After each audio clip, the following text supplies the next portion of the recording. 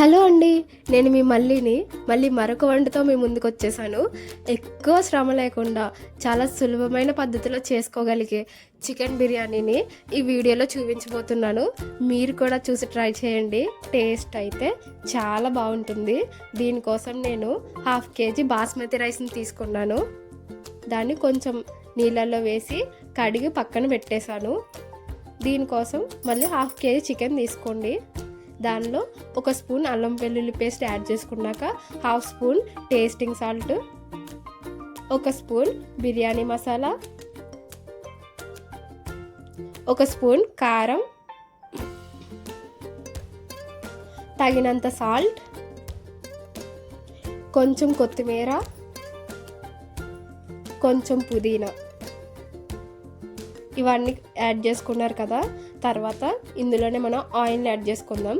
ఇలా ఆయిల్ని యాడ్ చేయడం వల్ల చికెన్ ముక్క అనేది బాగా ఉడుకుతుంది ఆ బిర్యానీలో. దానికోసం యాడ్ చేస్తాం అన్నమాట. తర్వాత 1 కప్పు పెరుగు కూడా వేసుకోండి. నెక్స్ట్ ఈ మిశ్రమాలన్నీ కలిసేలా బాగా మిక్స్ చేయండి.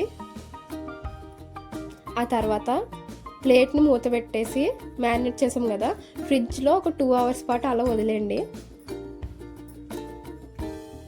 ఈలోపు మనం రైస్ కోసం ఎసరును పెట్టేసుకుందాం. ఈ ఎసరులో నేను ప్లేట్లో చూపించిన బిర్యానీ సామాన్లన్నీ ఒక్కొక్కటిగా వేసుకొని కొంచెం పుదీనా, కొంచెం కొత్తిమీర, 1 స్పూన్ సాల్ట్ అంటే తగినంత వేసుకోండి. ఇవన్నీ కూడా యాడ్ చేయండి. ఈ ఎసరు మరుగుతుంది కదా, ఈలోపు మనం ఆనియన్స్ని బ్రౌన్ కలర్లో వేపుకుందాం గార్నిష్ చేయడం కోసం. దానికోసం ఆయిల్ వేసుకుని సన్నగా తరిగిన ఉల్లిపాయ ముక్కలు వేసుకోండి. అలా వేగుతూ ఉంటే కాసేపటికి అవి గోల్డెన్ బ్రౌన్ కలర్లో వచ్చేస్తాయి.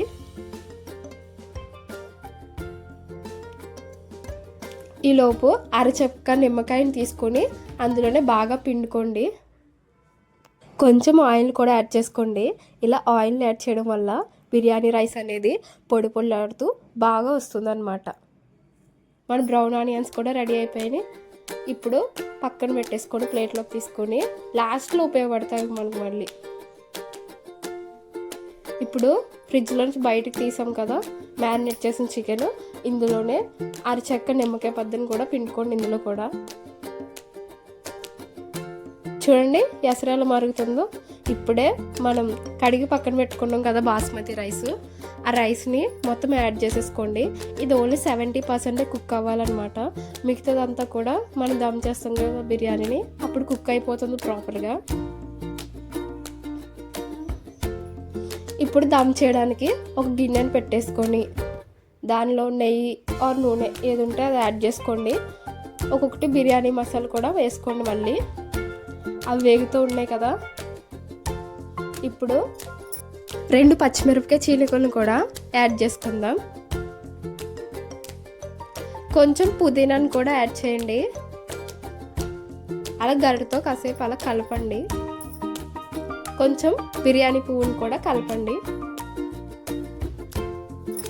ఇప్పుడు ఏం చేద్దామంటే మనం మ్యారినేట్ చేసాం కదా ఆ చికెన్ మొత్తం తీసుకోండి. మొత్తం చికెన్ వేసేయాలన్నమాట. కొంచెం కొంచెం ఒక పొరలాగా మొత్తం కలిపి అందులోనే వేయండి. చూడండి నేను వీడియోలో చూపించాను కదా, అలా మీరు యాజ్ ఇట్ ఈస్ చూస్ చేసుకోండి. చూడండి వేసేసాం కదా.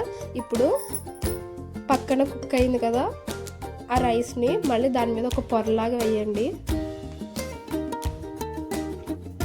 మొత్తం రైస్ వేయద్దు, కొంచెం కొంచెంగా వేయాలన్నమాట. మళ్ళీ అవసరం పడుతుంది మనకి రైస్. అలాగే పక్కన పెట్టుకొని బ్రౌన్ ఆనియన్స్ని కూడా కొంచెం కొంచెం అలా మొత్తం వేయండి. మొత్తం అంటే దాని నిండా వేయమని, బ్రౌన్ ఆనియన్స్ మొత్తం వేయద్దు, మళ్ళీ తర్వాత ఉపయోగపడతాయి. మళ్ళీ రైస్ వేసేసిన తర్వాత కొంచెం కొత్తిమీర, కొంచెం పుదీనా కూడా యాడ్ చేయండి.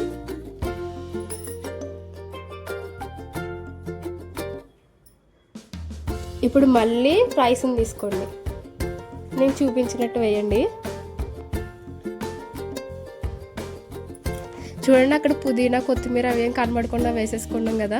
నెక్స్ట్ మళ్ళీ మిగిలిన బ్రౌన్ ఆనియన్స్ అంతా కూడా పొరలాగా వేసేయండి.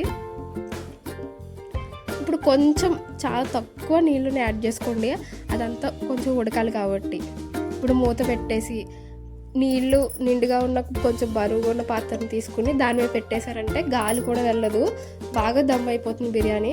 చూడండి మిగతా వీడియోస్లోని చూపిస్తారు కదా, పిండిని చుట్టూరు పెట్టి అదంతా క్లీన్ చేసుకోవడం పెద్ద పని. ఇలా బరువును పెట్టేసుకున్నారంటే ఈజీ.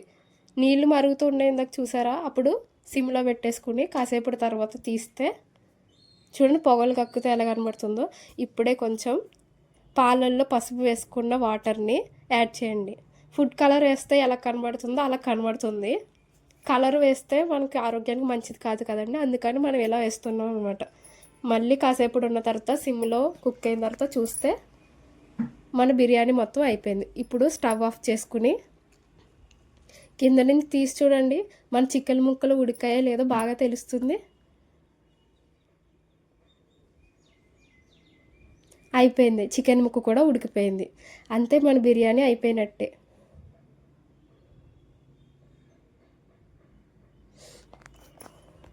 నేను ఎప్పుడో ఒక టిప్ చెప్తాను, బిర్యానీతో ఎప్పుడు ఈ డ్రింక్స్ అనేవి తాగకూడదు. డ్రింక్స్లో ఉన్న యాసిడిటీ, ఈ బిర్యానీ ఉన్న మసాలా రెండింటికి మంచిది కాదు. అందుకే బిర్యానీతో డ్రింక్ తాకండి. బిర్యానీతో మజ్జిగ అనేది, బిర్యానీ అరుగుతుంది బాగా తాగితే, అందుకే మజ్జిగని యాడ్ చేసుకోండి. సో నేను చేసిన బిర్యానీ మీకు నచ్చితే లైక్ చేసి కామెంట్ చేసి సబ్స్క్రైబ్ చేయండి. మళ్ళీ మరొక వంటతో మీ ముందుకు వచ్చేస్తాను. బాయ్.